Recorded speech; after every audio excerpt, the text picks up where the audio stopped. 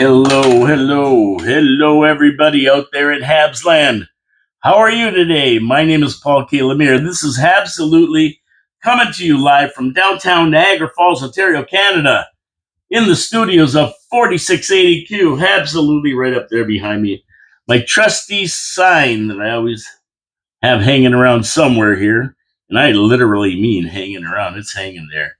Hey, oh, as you can see, John's not here this week. He, of course, is tied up. He can't make it, but I did talk to him, and he does want to come back. He is coming back. It's only a matter of time. He's got some business to take care of, and he'll be back. Now, oh man. Everybody says there's nothing happening. The season's over for the Habs.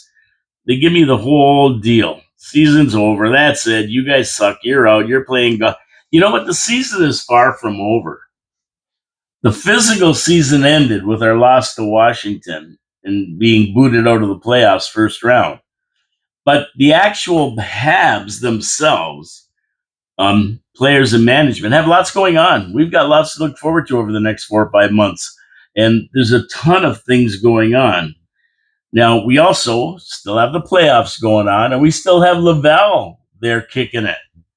It's the first game tonight against Rochester. We'll talk a bit about that. But me, I'm not really paying close attention to the playoffs. There's a lot more important stuff that Habs fans have to deal with. We'll talk about that as well. I'm not paying close attention to the playoffs because, to be honest with you, if the Habs aren't playing, I really don't care who makes it through and wins the Stanley Cup. Now, my dark horse team is Dallas. I said that at the beginning of the playoffs. I think Dallas is a dark horse team coming through, maybe. That's my dark horse pick. But other than that, I really don't tune in on them. If I happen to have time to watch at night, I will. I don't put time aside like I do with Montreal.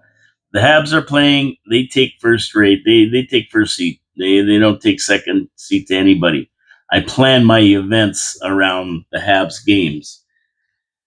But at the end of the day, they're not in. So, we follow the Habs in other ways. I'm watching what the management does and what the scouts do and who they're looking at in the draft and that kind of thing. Now, down the highway, 60 miles, the Loafs look like they've had Florida's number for 2 games, and all of a sudden, Florida woke up. They found their legs, and public enemy number one, the rat, Brad Marchand, the rat, did his usual magic against the Leafs. He has tremendous luck against the Leafs, and voila, series is tied 2-2. Another game tonight, and Florida's looking tough again. First 2 games, they didn't look that great, but they sure are now.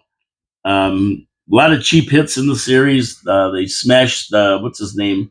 The goaltender there, Stolarts or something. They whacked him in the head. Who got him? Bennett or somebody. He's out. Wall's in. And Domi got fined $5,000 for a cheap shot. The cheap shot artist. The league's a joke. The Leafs look like they're going down. Game 7. Game time is 7 tonight, and is it going to go 7 games? I don't know. If Florida wins tonight, there won't be any Game 7. But by this time next week, we'll know the outcome, and we'll be talking about it a bit, because I really couldn't care less. Empathy, though, if it's the Leafs, our dreaded rivals, we do want to see them lose. Sorry, Leaf fans, but I don't cheer for the Leafs. So this season, I'm saying, like, geez, they talk like it's over, but it's far from over. The frontline management now is having big powwows with each other, looking to make a deal for that second line center we really, really need. We didn't have a second line center for the series, and it showed. It showed, and without a good second line center, we're not going anywhere. We might see some action on that. There's a lot of things to consider. I mean, the next game for the Habs is in 139 days against the Ottawa Senators in preseason on September 30th. So we're going to wait for that. But there's a lot of work to do. There's a lot of stuff going on in the NHL where the Habs have to get their act together and get in on stuff. Now, first, the thing that's going to come up is the NHL draft on June 27th, where we will be looking to draft 12 picks, including picks number 16 and 17 in the first round. And if there's one thing about Hughes, and I've said this a long time ago when my buddy Drew Deeks was in the studio, when it comes to Hughes, expect the unexpected. So whatever you think is going to happen, you can put that to the side. Hughes comes up with stuff that we never think of, and sometimes it's good, sometimes it's not so good. I didn't like when he passed on Mishkov, but he did. It's history. So, I mean, the unexpected is always what we look for with him. So that draft is going to be interesting on June 27th. I mean, it's a little bit of ways. Yeah, we still got the playoffs to go, and then we're going to probably have the award ceremony somewhere in between the end of the season and the draft. We know that. And of course, at that point, I'm expecting Lane Hudson to take the accolades for the Calder. I mean, come on. A guy comes into the league his first year and is such a dominant force on the blue line. We're not talking about forwards where people are passing you the puck and everything else.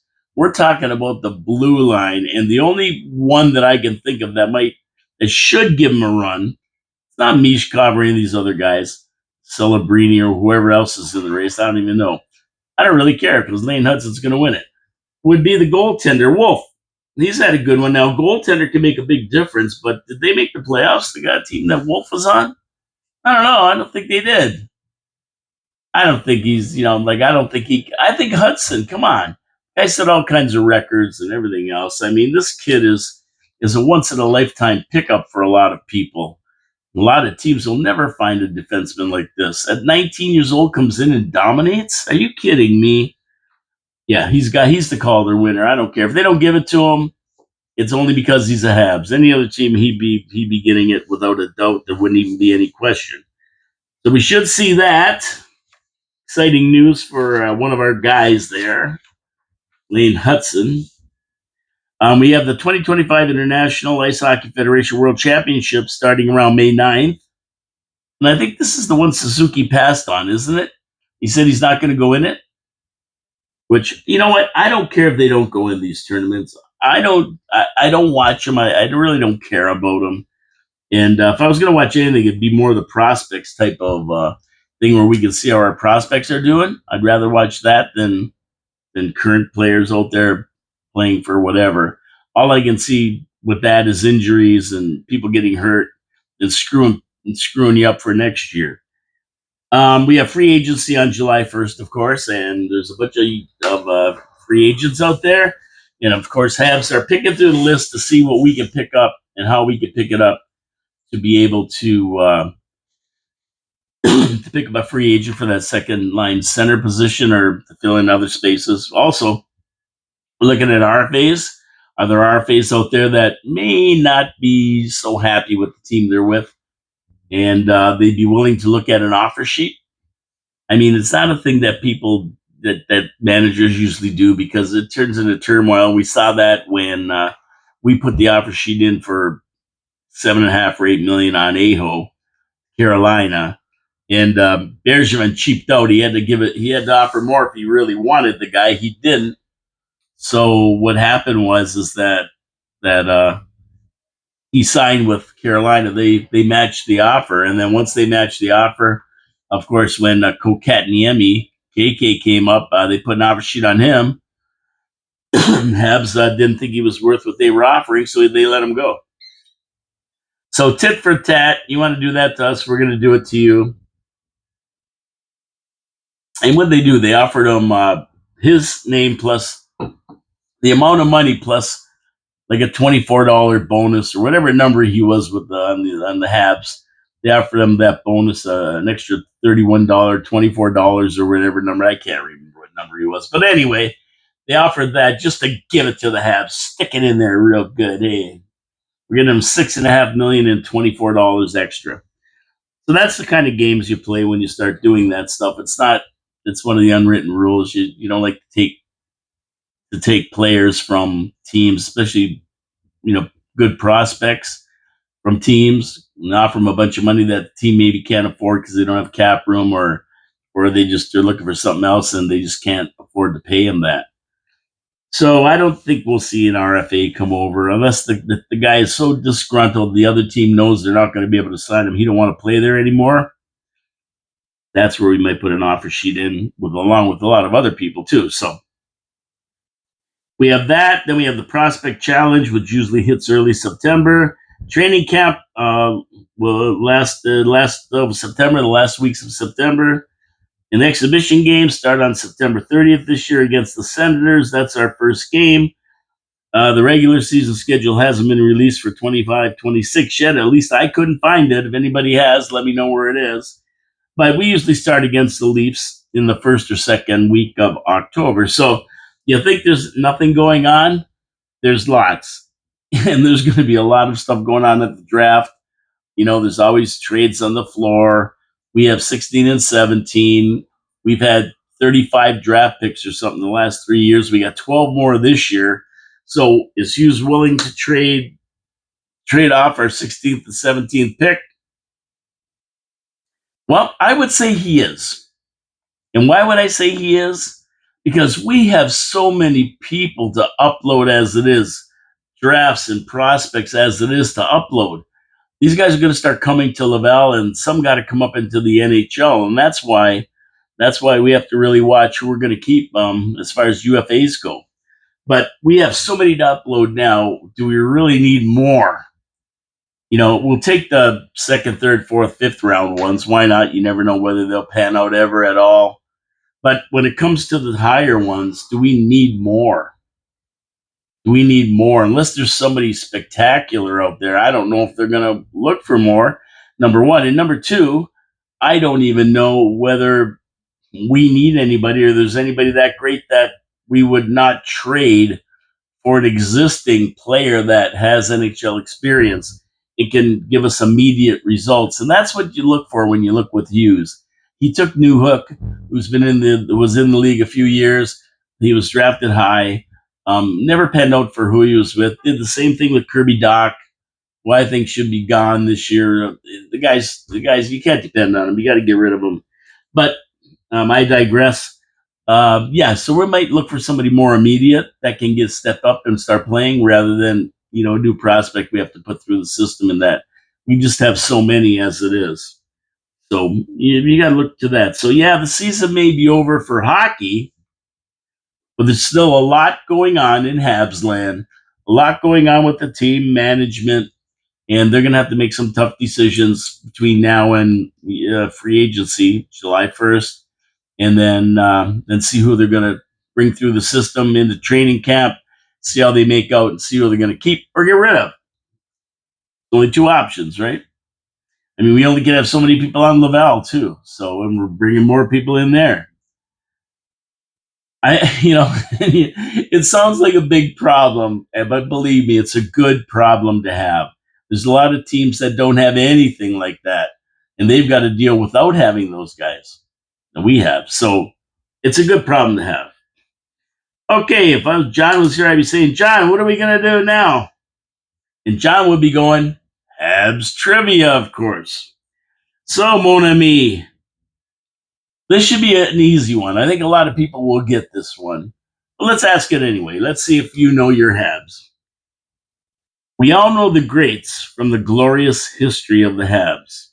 No doubt about that. And if Guy Lafleur wasn't up at the top of the list of Hab greats, nobody is. We know he was a phenom and watch that golden hair flowing when he skated down the ice, flowing in the breeze as he went down the ice and got another crucial goal for the Montreal Canadiens. We remember that. We saw it. But after his hockey career ended, what business was the Flower involved in? So after his NHL hockey career was over, what business was the Flower, Guy Lafleur, involved in? And I'm going to give you 4 picks. Number 1, a scuba diving salvage company. Number 2, a part owner of a helicopter transportation company. Number 3, was president and CEO of the Montreal Zoo. And number 4, produced the signature line of tequila and vodka. What business was Guy Lafleur in after he finished his NHL career? A scuba diving company? A part owner of a helicopter company? Was president and CEO of the Montreal Zoo? Or produced the signature line of tequila and vodka? Now I know Guy Lafleur loved motorcycles. I know that. He was a guy who liked motorcycles. I saw him with a Harley Davidson way back when. He loved a couple of things. Number one is the smoke. He loved smoking, and that was his downfall. Number two, he loved Harley Davidson motorcycles in general. But what else did he love enough to be a part of a company? Vinny, you got this one? Got this one? Take a guess. Give me some time. Tick tock, tick tock, tick tock. Because the correct answer is Guy Lafleur was number 2, a part owner of a helicopter transportation company. Well, Lafleur always had an interest in flying, especially helicopters, and he was a licensed helicopter pilot. Now, I never knew this. Did you know that? I never knew this. I had no idea he was a helicopter pilot, but he was. He had a long-standing relationship with his transportation company, delivered helicopters for Bell to new buyers. So imagine that. You have the money to buy a helicopter, you give them a call, you get one made, and who delivers the helicopter? Thing lands, who gets out? Not Frank Sinatra, Guy Lafleur. And everybody who knew him said he was an outstanding helicopter pilot. And speaking of that, there goes a Black Hawk helicopter flying about 800 feet over the border. I'm about a mile, not even I'm a stone's throw from the border to the USA, right where I'm sitting right now. And they have these Black Hawk helicopters that fly over checking for illegals coming over the railway bridge into Canada from the US. They're going the other way into the US. But yeah, the Black Hawk helicopter check in the river. Anyway, speaking of helicopters, that's weird. Isn't that weird? Yeah, he was an excellent helicopter pilot. Everybody that knew him said he was excellent. And imagine ordering a helicopter and it lands in your wherever you are, and the guy who's delivering it is hockey legend Guy Lafleur. Bell had a plan in Mirabel. 2 men, a father and a son team, Bob and Steve Dengler, planned to fly around the world by helicopter. And they had celebrity pilots joining them for certain legs of the flight.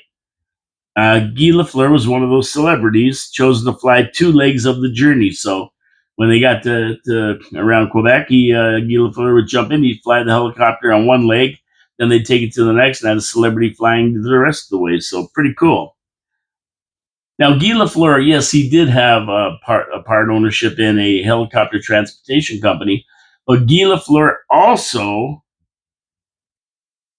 had his own energy drink called Flower Power. They were selling a drink called Flower Power. Owned a restaurant in Berthierville, Quebec, called Guy Lafleur Mike's Signature, and another called Bleu Blanc et Rouge in Rosemère, Quebec. From 2005 to 2008, Lafleur was appointed honorary colonel of 12 Radar Squadron, an Air Force unit at Bajouville, Quebec, and was appointed honorary colonel of 3 Wing Bajouville, the parent formation of 12 Radar Squadron. He was definitely busy after his hockey career ended, so not only did he be involved with a helicopter transportation company, he flew all the time. He loved flying. I think I read he actually flew Mike Robitaille to his in the Stanley Cup to his engagement party or something like that too. Like he did all kinds of stuff. I think it was Was it Mike Robitaille or what was the other role? Luc Robitaille. Maybe Luc Robitaille. Mike Robitaille was a long time ago. Maybe a bit old to be getting engaged. Oh, you never know though. Lafleur was playing in those days. One of the two. Maybe Luc. So he had that. That was the company he had. I didn't know it. I didn't even know he was a helicopter pilot. That blows my mind. I knew Kovalev was a pilot. I think it was Kovalev, or was it Markov who was the pilot? One of those guys was a pilot too. But I didn't know that Lafleur was. That surprised me. Now, in September of 2019, Lafleur began to have health issues. He was a heavy smoker, and between open heart surgery and 5 bypasses and a cancerous lobe removed from his left lung, he was not in really good shape towards the end. On October of 2020, he was diagnosed with cancer in his right lung, and on April 22nd, at the age of 70, his infirmities took his life.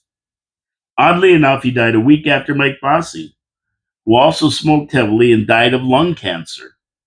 Both Quebec natives, whose contemporary careers as star right wingers were often compared, died within a week of each other, which is pretty crazy, really. We lost a great one. He was given a national funeral on May 3rd, 2022 in Montreal, Quebec, and he was a helicopter pilot. There you go. Did you know? I never knew. How about you, Vinny? Vinny, who don't? You usually get these right.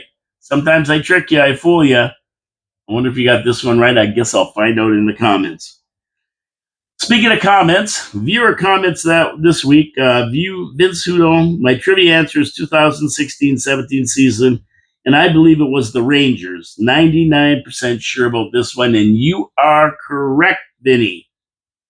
That was the last time the Habs got knocked out of the first round of the playoffs, with an asterisk beside 2022 when there was that goofy COVID thing. No, it wasn't COVID. It was COVID. COVID COVID got a hold of it, and I think that was 2020. I think it was 2020 that happened. And what happened was they canceled the season, and then they moved it to the playoffs to start in July or something, and there was a qualifying round kind of, and I think Montreal got through that, but they didn't get through the first round. So technically, they did get knocked out the first round that year, but it was a goofy year. They only played 52 games, and I don't know how the heck they picked the people to get into the playoffs in the first place. It was kind of weird, but we did get knocked out after the qualifying round, which was really the first round, but they called the next series the first round. So, way to go, Vinny! You got that one right. And Vince Hudo, another one. I was also very proud of our Habs this year. Everything is slowly falling into place.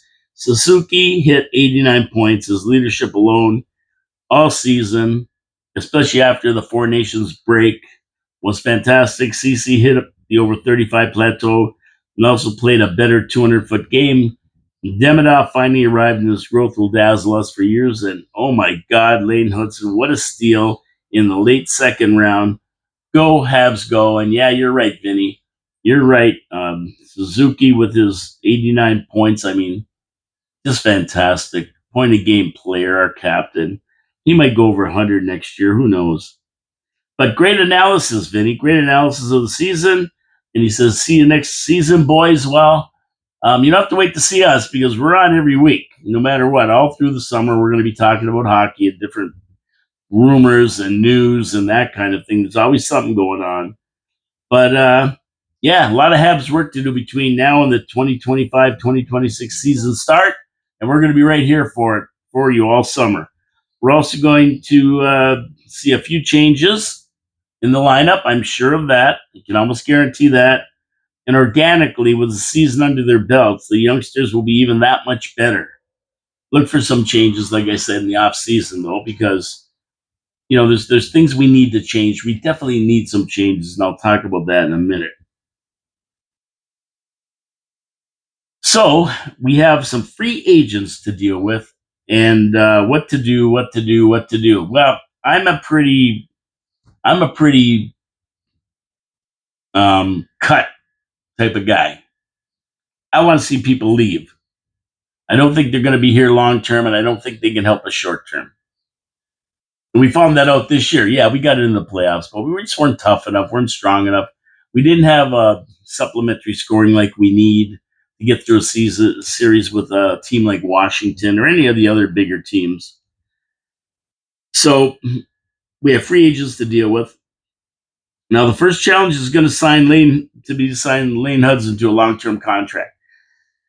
I know you like to dick around and everything else, but I think this is a guy that we've got to put on paper for long term. I mean, we've got Slavkovsky, we've got Suzuki, we've got CC, we signed Evans. Now it's time to get Hudson on paper to really, really cement the dynasty this team is going to become. We don't want a one-hit wonder. We don't want to win the Stanley Cup one year and come in last the next. That's not what we want. We want some long-term commitments to our players, especially guys like Hudson, to keep them on the team. We're going to have a core group of people: Hudson, CC, Susie, Slap, Demidov. We're going to have a core of these guys who are going to be around for a long time. And we don't want to just win one cup. We want to win 2 or 3 or 4. We want to start a dynasty, and we're going to do it by having the guys signed. Long-term extension coming for Hudson, and if they don't do that, well, I don't know what to tell you. I'm looking for it, and I think we have the cap room, and we have the ability to do it. Now, we have Dvorak and Armia that'll be UFAs on July 1st, and I'm saying let them go. We kept them for the playoffs because we thought we might go somewhere. Now it's time to just let them go. Just let them go. Let them get out of there and get to another team. And we're going to start onboarding some of these guys from Laval who deserve to come up. We've got to give these guys a chance to play in the NHL, or we'll never know how they're going to do. I mean, look at Primo. He was up. We sent him down. He won 22 games, 22-2. We never had a chance to bring him back up. But when we brought him up, we saw that the NHL just may not be his venue. He just can't do the NHL level of play, it doesn't look like. So he never got in at the end there. And we can't keep playing Sammy 62 games. Sammy got 62 games, one of only 5 goaltenders over 60 games this year, 60 and over, that got 62 games, and all of them, the 4 never made the playoffs, and we made it, got knocked out in the first round with Sammy getting hurt. But the bigger players, the faster players, the way the game's played today, 62 games is just way too much of a load. And that was because we didn't have a second goaltender. We had Primo. He didn't work out. We brought up Dobich. He started out good. Then he lost. And then we got into a position where we had to go to the last game of the season to make the playoffs. So we had to play Sammy. We had to go with our number 1. And then he gets hurt at, the second game of the playoffs or something like that. So next year, he needs more rest. We need a goaltender that can give us 30 to 35 games. Give Sammy 50 games, 52 at the most, and that's it. And even less if we have a good goaltender to back him up. So we want to make sure that we have that. We have these guys coming up, and back to my point is to bring in these guys up and see if they can manage in the NHL. Because we have a lot to onboard, and a lot of good ones. They just haven't proven yet that they're NHL ready. Well, you're not going to find that out unless you give them 20 or 30 games. You can't just bring them up for a couple games and say, oh, well, they're not ready. You got to give them it. Owen Beck came up and he did really good, but he went back down. Wall was up. We need to bring more up. Boulay. Harvey Pinard, what about him? He's coming back. HP Sauce. So we got a lot of guys to bring up, and I think they should get a chance. And that'll mean Armia and Dvorak are out. A lot of people are crying about Armia. Oh, no. Well, you know what? We'll find a replacement. These are 3rd and 4th line guys. No problem. We'll find somebody to take their place. I'm not worried about the penalty kill with Evans. Evans will be able to play with anybody. Suzuki, it doesn't matter. We have guys that can take care of the penalty kill. We don't need Armia. I would rather keep Evans than Armia. So, I mean, unless we get one hell of a deal from him, I mean, if we pick him up for free and $1 million or something, but we're probably not. So we either have to use them before July 1st as trade bait. maybe 15 and 16 or 16 and 17 in one of the draft picks with Armia for somebody that's immediate. Something if we're going to do that. But we don't want to lose him for nothing. Now Heineman's going to be signed, so we got to get Heineman signed. He's an RFA right now, and Pizzetta is another RFA. I think we can let him go. We don't need him. I know people saying you say we got to get tougher, but we Pizzetta's tougher. Yeah, but we also need somebody who's tough and who can play. I mean, if they're going to put Pizzetta in as a healthy scratch every game, and he's going to play 10 games, what's the use of having him? I'd rather get rid of him and put somebody in that's going to be on there, and he can do it game after game. I don't know if that makes sense to you, but it does to me. So Pizzetta, I'd say he's out.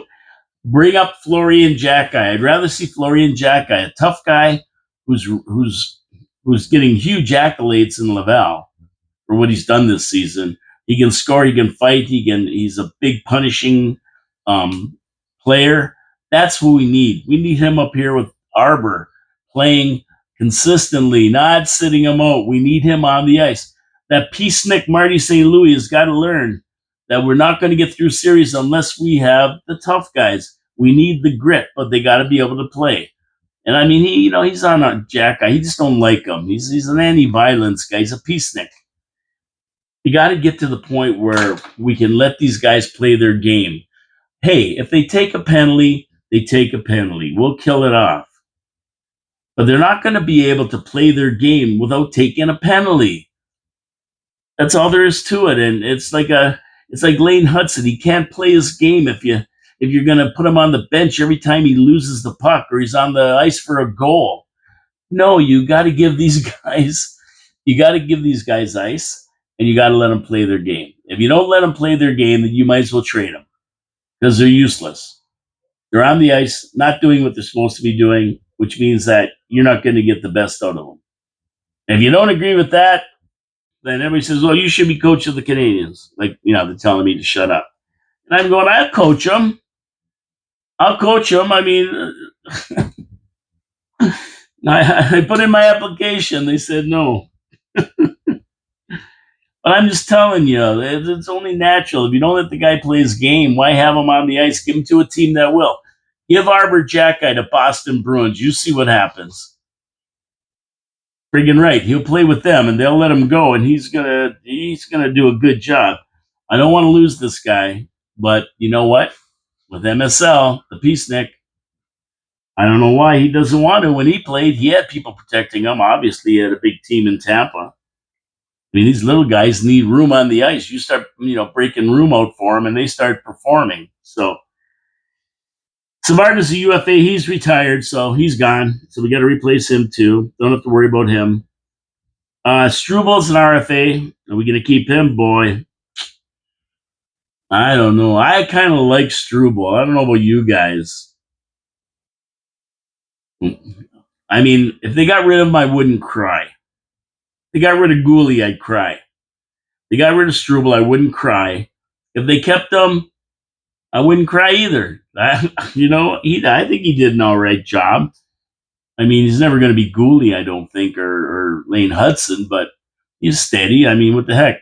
He comes in handy. But we'll see what happens with him. They might give him an offer. But they give him a small offer, a couple million or something. I mean, 3 years, 7 million or something, and he takes it. That's all right. But I wouldn't pay him too much. Not right now, anyway. Okay, now the cap is up, hitting the 95 million mark this year, so that gives us a little bit more breathing room. We have a little bit of room to play with, about 16 million, I figure, because you have to remember that we got 10.5 million with Price. That's LTIR that's going to kick in when the season starts, and we have 5 million now and another million floating around. So we have about that much. And then if you're going to get rid of Dvorak and that, they'll disappear off the salary, so we might get about 20 million. So we've got lots of room to play it, and a second line center. If Hughes wants to pick one up immediately, we have the money to pay him, whoever he is. Now, who are the ones Hughes is looking at? Well, I'm going to tell you. I told you before. Expect the unexpected from Hughes. Who is it? I don't know. I hear a lot of people online talking about who this guy, that guy, this guy. We had that last year. All these guys were coming to Montreal. And who'd we get? Line. And, everybody said, oh, I knew we were going to get Liney. I told you we were going to get Liney. Well, you did. I got to admit that. You did say that. A lot of people said that. But they also said Zegras. They also said another guy and another guy and another guy. Like, if you throw enough against the wall, some of it's going to stick. If I name it 30, 40 names, I'll probably get it. But I'm not even going to do that anymore because I don't know what Hughes is doing. I don't know who's out there. I don't know what the dynamics are. So I'm not even going to go there. I'll tell you what everybody else is thinking, but I'm not going to tell. I have no pick. I have no clue. Hughes is the master of doing the unexpected. It's the only thing I expect from him, to do the unexpected. So I'm not going to mention any names. I mean, they're looking at a lot of names. I mean, I heard Crosby. I heard Crosby. I I don't want him. I made a rule 5, 6 years ago for myself. No geezers, no Smurfs. I don't want any more geezers. I don't want any more Smurfs. I want young guys who can play hockey, young legs, and that fit with the Montreal culture. Like John said. John always says this. Culture. We're building a culture. We don't need these stiffs like Line. This guy's got to go. Number one, I get rid of him. He's a stiff. I get rid of him. I get rid of Doc, another stiff. And Newhook, maybe I keep him. He's fast. He's out there skating. He's powering around. Not doing much, though. He's had so many chances. I mean, but, we look at a guy like Anderson who had the same type of thing going, skating all over the place, never put pucks in the net. Then he got 15 goals this year. So these guys, may find their stride. They may find their right place. And same with Newhook. I like his speed. I like he gets in there. He digs the puck out. He's small, yeah. But, he might come in handy as a playmaker eventually. Line is just the stiff. I mean, and with Demidov on that second line, Demidov, Newhook, and a big center, we might have something going. We got the speed, we got the talent. Now we got the guy who can get the puck out of corners and get it to people. Voila! And that second line guy might be Slafkovsky. And put Demidov on the first line. How about that? Never know. Never know. I'll tell you that power play with Caulfield, Demidov, and Suzuki looked pretty darn good. Hudson on the point. They're pretty good to me. They're pretty good to me. So we'll see what happens, but I'm not throwing a ton of names out there. I'm just telling you who I'd like to see go. Doc should go. Lonnie should go. We'll never get rid of him, though, now. Sit him out most of the season, probably, unless he all of a sudden has some kind of epiphany. But the guys, I think he's got a lot of problems, not only physically, but in the testa, in the cabeza. So can't tell what he's going to do. I mean, Crosby, no. Crosby's not coming over. He's finishing in Pittsburgh. We don't want him. He's too old. And, oh, yeah, it'd be nice. He liked Montreal when he was a kid and blah, blah, blah, blah, blah. Now, if we could get him for a couple million, now we're talking a different story because this guy can still play. He's still got, a few years in him. He doesn't fit in with our plans, but for the right price, what he would bring to the dressing room and these young guys would be, oh, you can't put a price on that. And he'd be able to sit out there and play as well. I don't know. Unless we can get him for a great price, I wouldn't want him. He doesn't fit in with our long-term plans. And who else? You know, we have too many players. We have so many players under the 5 foot. I'm well under the 6 foot mark. Most under the 5'9" mark. CC, Susie, Newhook, Evans, Hudson. So that's what we got to be looking for: bigger and stronger players. Jack Guy, I think, get him to start the season. Logan Mayu, maybe him on defense to start the season. He's a big guy. And we'll have Demidov, Arbor on defense with his brother Florian up front. Oh, boy.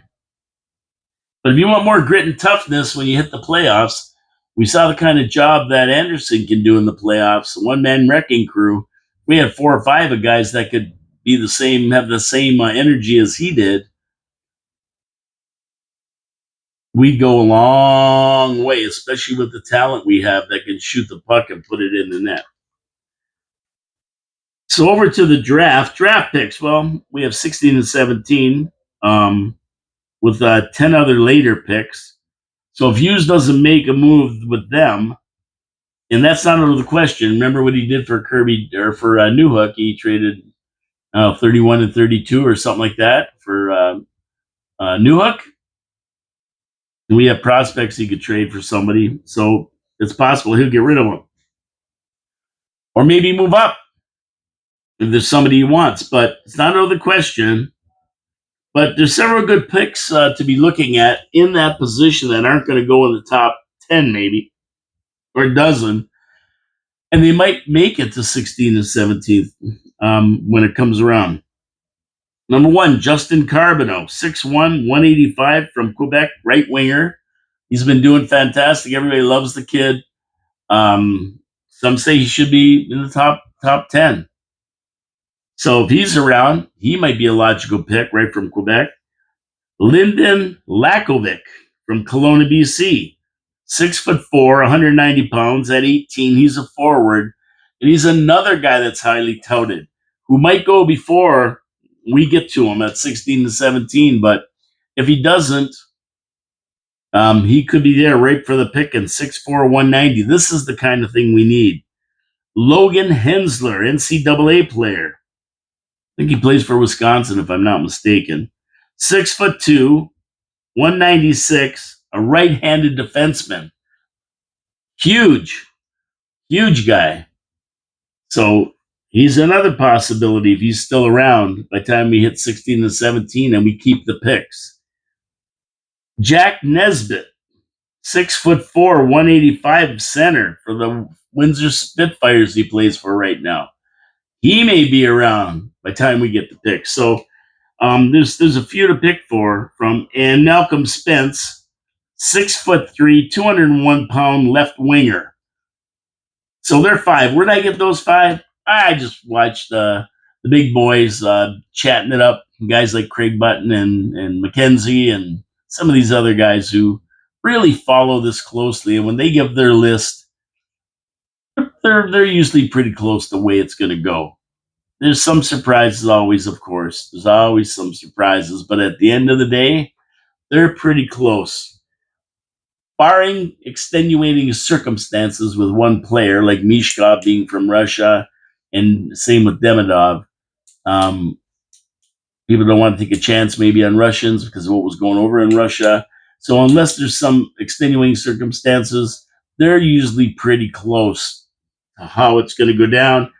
You can swap 1 for 4 or 3 for 2 or 2 for 5 or something like that. But their top 5 is usually top 5, and most of them are pretty darn good. So it's good to have them out there, even now, telling us who's going to be looked at. And you can go look at all these players if you want. I mean, check them out. They're pretty good. They come highly regarded, even though they're not in the top 10. They're still good. And I'm not concentrating so much on the top 10 this year because we're not in it. I'm not too worried about it. They're going to go when they're going to go. So we have to start looking at the balance. Like top, say, 25 and who's after the 10th pick and see what those guys are going to do, where they're going to end up in the pecking orders. That's what I'm looking at now. That's why I'm looking at it. We're not getting in the top anyway, so really wasting your time on that. Unless Hughes has a master plan to get rid of 16 to 17 and take somebody else's pick, trade it for somebody who's picking a little bit higher, 10th, 9th, 8th. So they may have a better shot at one of these players if they really want it. So that could happen on the floor too. So that's where we're going to go with this. We're going to just kind of chuck it down to draft day. That's June 27th. We're just going to kind of keep an eye on it, see where people are going, see how they're shifting around, see what's happening with them. And as we get closer, we may be able to have a better idea of what the Habs are going to do and who they're going to take. Right now, we really don't have any big ideas. There's so many names being thrown around out there. When you get to 16 and 17, the middle of the pack, there's a whack of players who could fill in. And you have to depend on your scouts and your management that they've been watching some players. And out of all the people they've been watching, there's somebody in there that they say, if he's available, we're going to take. It could be any one of those five. It could be none of those five. We don't know. When you're in the middle of the pack, it changes the whole dynamic of drafting. Okay, so to end the show, we're going to go to the Laval Rocket. They've been doing really good. The Rocket played tonight, the first game of the division finals against the Rochester Americans. And why are we talking about them? Because a lot of the guys who are on that team are looking to get the training camp with Montreal and make the team next year, depending on what Montreal does with these RFAs and free agents. I don't know who's going to start in goal for the Rocket tonight. I mean, we had the series against Cleveland Monsters, I think they were called. And we saw Fowler win the first game 3-2 because Primo got called up to the Habs. And then we saw Fowler shut him out 4-0. Habs were done. They sent Primo down. Pascal Vincent puts Primo in for the game. For the third game, he loses. Why he put him in, I don't know. These guys should be riding their hot goalies. Why they put him in, I have no idea. But they did. They did. And so here we are. With Primo in, he loses. So he takes it, puts Fowler in for game 4, and they win it. They win the series 3-1. So Fowler's won 3 out of 3 games he's played. Now we go against the Rochester Americans. They're a little bit more equal, these two teams. So if it was me, I'd be starting Fowler. That's why I'd be starting. The guy gave us 3 out of 4 wins in the other series. He hasn't been defeated yet in the series. Why not give him the first game? If it goes wrong for him, you can always put Primo in. If it goes right for him, keep playing him. He's the goalie right now. But what do I know? I just sit here in front of a camera. What do I know? I don't know anything. I know what I would do if it was me. You always go with your hot goalie. That's what I would do. But you know what? Who knows? I mean, when they get into these series that are like best of 5 and stuff, right? You can't really mess around.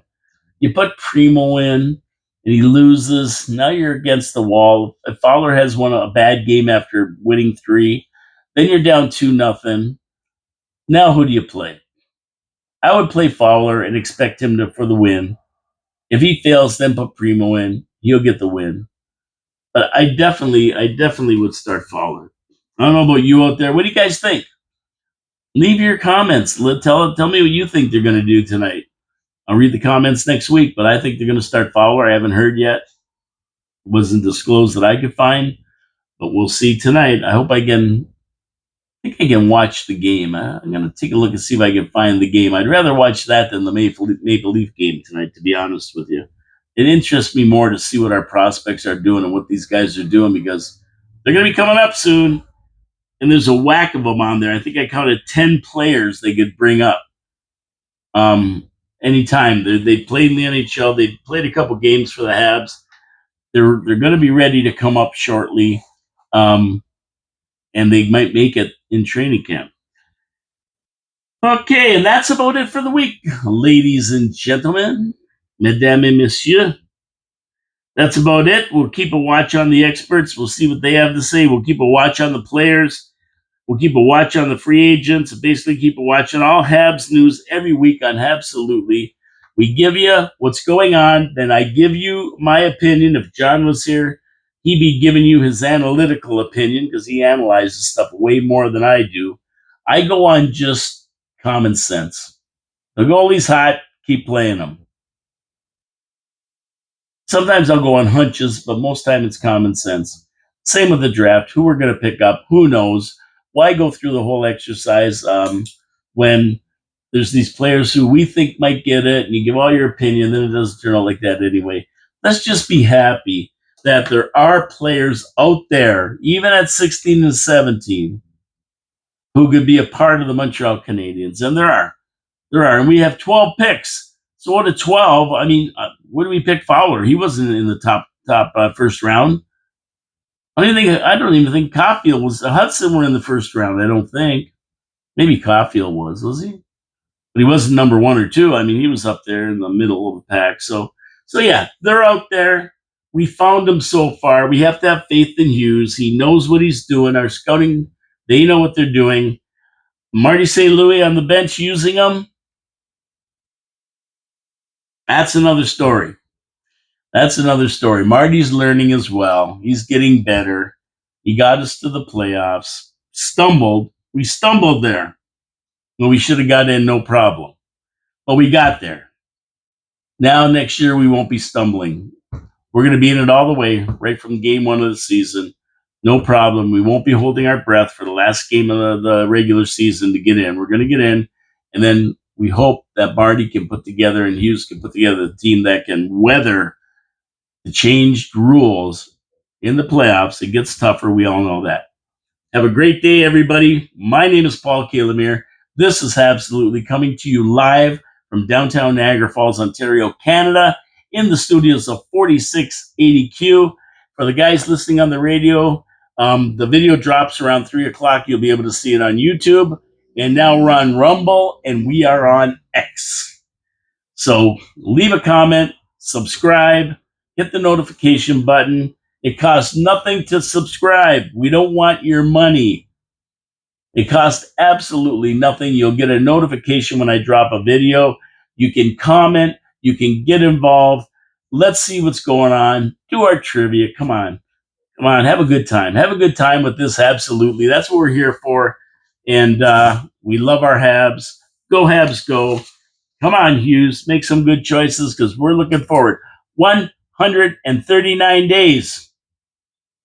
And we're at it again, ladies and gentlemen. I couldn't be happier. I can't wait. It's going to go like this. In the first game of the season against those stinking Leafs, we're going to win.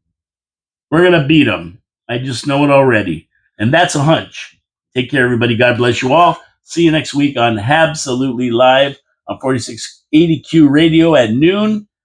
And the video drops 3 in the afternoon or so. Take care. Have a good week. We'll see you later. Ciao, ciao.